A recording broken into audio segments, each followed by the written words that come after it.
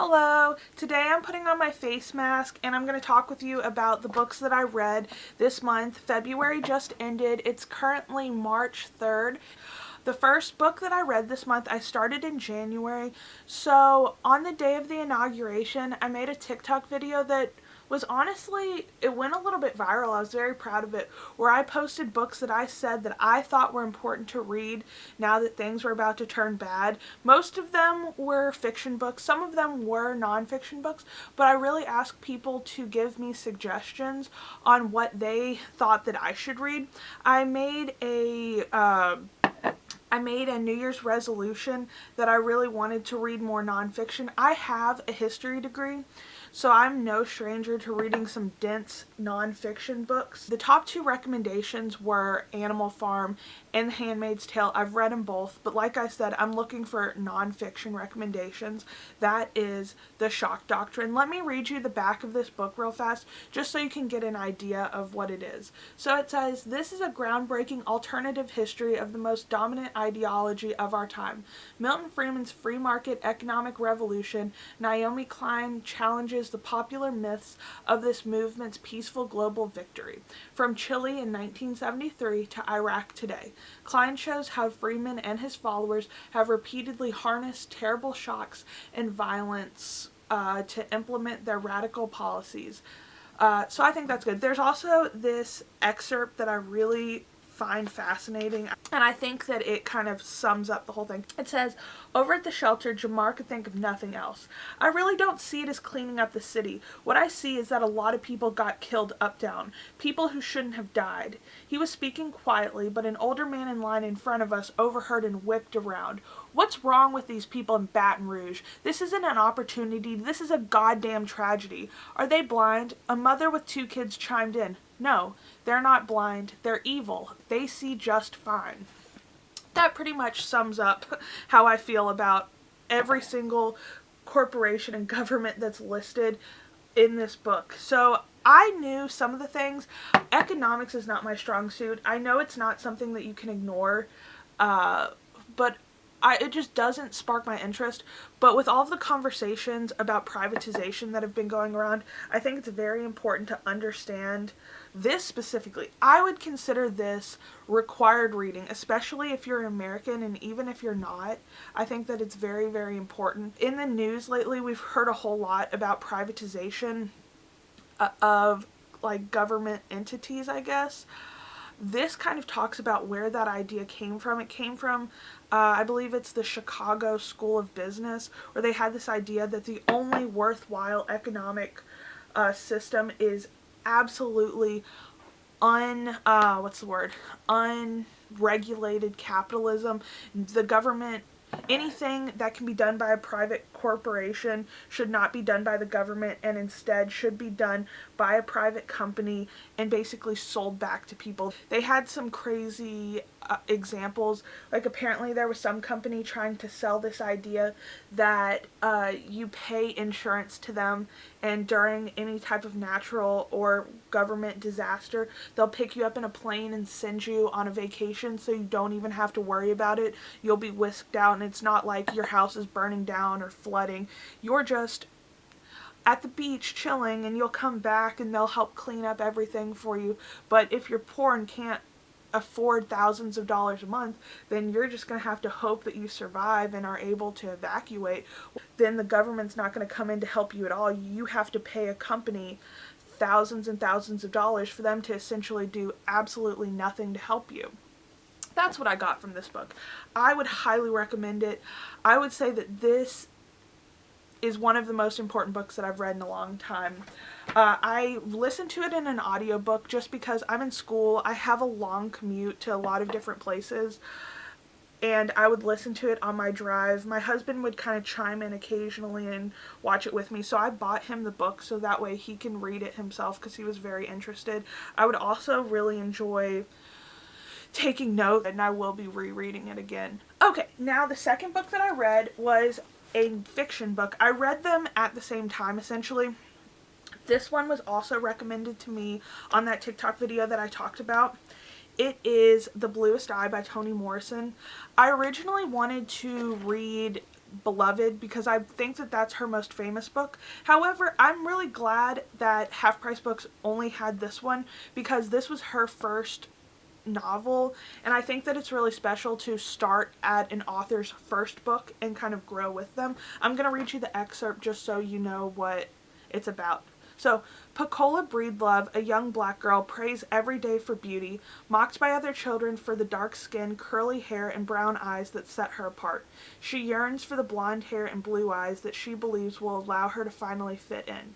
Yet, as her dreams grow more fervent, her life slowly starts to disintegrate in the face of adversity and strife. A brilliant examination of our obsession with beauty and conformity, Toni Morrison's virtuous first novel asks powerful questions about race, class, and gender with the subtlety and grace that have always characterized her writings. But this was her first one, so this is where it started. This was a fantastic novel. However, it is very, very, very heavy reading. I'm going to read the first chapter just so you kind of know what you're getting into if you do decide to read it. Quiet as it kept, there were no marigolds in the fall of 1941. We thought at the time that it was because Pecola was having her father's baby that the marigolds did not grow. A little examination and much less melancholy would have proved to us that our seeds were not the only ones that did not sprout. Nobody's did. Not even the gardens fronting the lake showed marigolds that year. But so deeply concerned were we with the health and safety and safe delivery of Pecola's baby, we could not think of nothing but our own magic. If we planted the seeds and said the right words over them, they would blossom and everything would be all right. So this story surrounds this young character, Pecola. She is a young girl living in a small town in Ohio, and she has a pretty hard family life. She has an abusive father, obviously we heard from that first chapter. Her mother is a little bit uninterested in her life. She's kind of alone. Every chapter almost follows a different character, but she is at the center of this story, which I love books that look at it from a bunch of different angles. It follows two sisters, it follows her mother, her father, and someone that she meets along the way. I think that those are all the characters. There might be a couple more, but it follows her over the course of this year, and that paragraph that we read kind of describes what happens at the very end, and we get to see the build up to that point. And I did enjoy it, but I enjoyed it in a way where it was a very, very sad book to read. I will be reading Beloved whenever I can find a copy because, like I said, this was the one that they had. It is street food, authentic snacks from around the world. I used to work at Half Price Books. I ran the science section, the health section, and the cookbook section. So because of that, I have probably 100 cookbooks. I looked at this. This is actually like a cultural exploration of street food and how it integrates into people's lives around the world. It was so interesting to read. I love food. I love learning about food from around the world.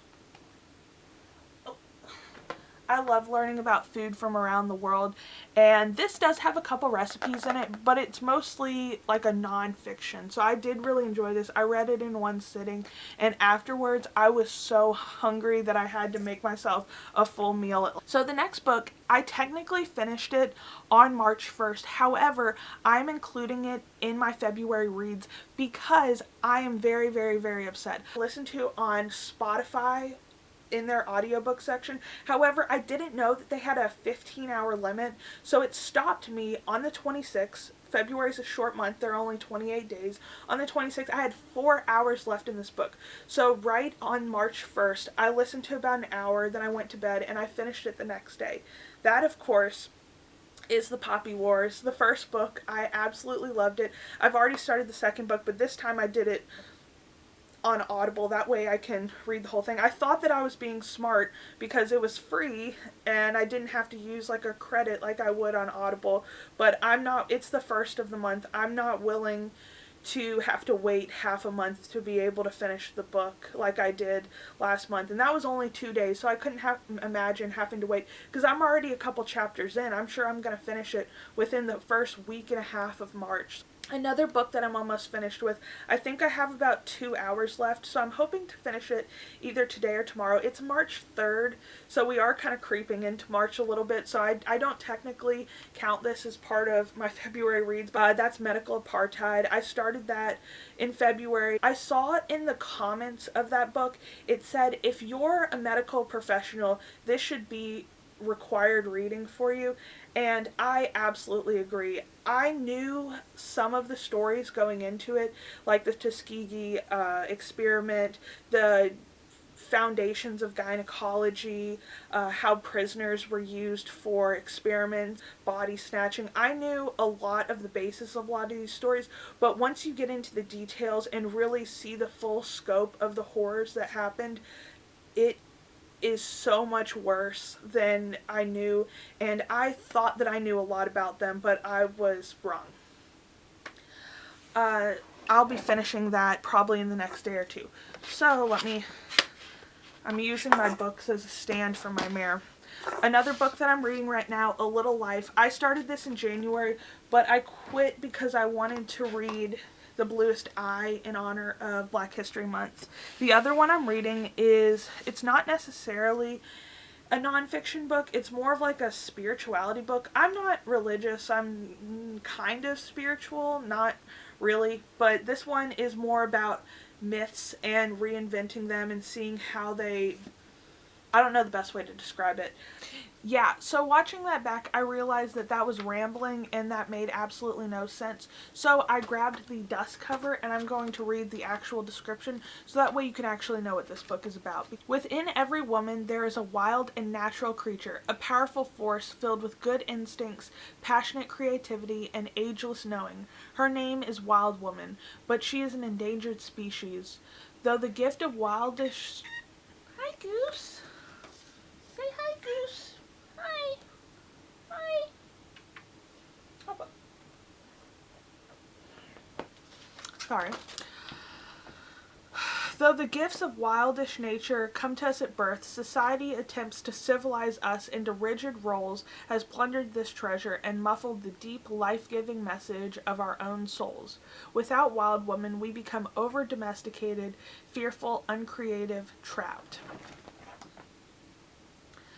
Clarissa Pinkola Estes, Ph.D., Jungian analyst and Cantadora storyteller, shows how women's vitality can be restored through what she calls psychic archaeological digs into ruins of female unconsciousness. In Women Who Run with the Wolves, Dr. Estes uses multicultural myths, fairy tales, folk tales, and stories chosen from over 20 years of research that help women reconnect with the healthy, instinctual, visionary attributes of the wild woman archetype. Dr. Estes collects the bones of many stories, looking for the archetypal motifs that set a woman's inner life into motion. Yeah. Well, okay. So, I'm going to be honest. I've put off reading this book for years because I've heard so many people talk about how incredible it is, but it just doesn't seem necessarily like the type of book that I would read. So far, I've really enjoyed it. I love learning about myths and tales, so I think that she has a very interesting approach, but I think what really drove me to read it is that the people that say they love this book are so passionate about loving it that I feel like there has to be some substance there for so many people to love it so much. I'm only a few chapters in. I'm only this far into it, so I haven't gotten that much of it yet, so this is very solidly going to be a March book. Because I don't know that much about it yet. So far, each chapter, it explores a different myth and how it originated, how it ties into life today, and what lessons we can learn from it. I think it's going to be great. It's just a little slow going, so I've already set myself up for some pretty big books come March. But I'm okay with that. Things are winding down. I'm about to graduate, so I'm about to have time to actually sit down and read. So now let's get on to what I want to read in March.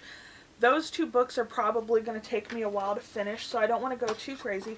But you all know what's coming out in March, right? The new Hunger Games book. So I'm going to be rereading the Hunger Games series. I recently got this beautiful copy. It's illustrated, and I'm going to read through it. I'm going to try to read the entire series before it comes out. I think it comes out on like March 20th, March 22nd, something like that. So I have plenty of time to either read or listen to it until then. Other than that, I want to finish Medical Apartheid. I want to read A Little Life and Women Who Run with Wolves. I'd also like to read another heavy hitter nonfiction book. I think I would like to read about 1 or 2 important nonfiction books. So I have some options. Hopefully I'll be able to come up with something good. Alright, thank you so much. I'm hoping to do a video about all of the movies that I watched this month. So hopefully I will get that out soon. Thank you for listening. See you soon. Bye.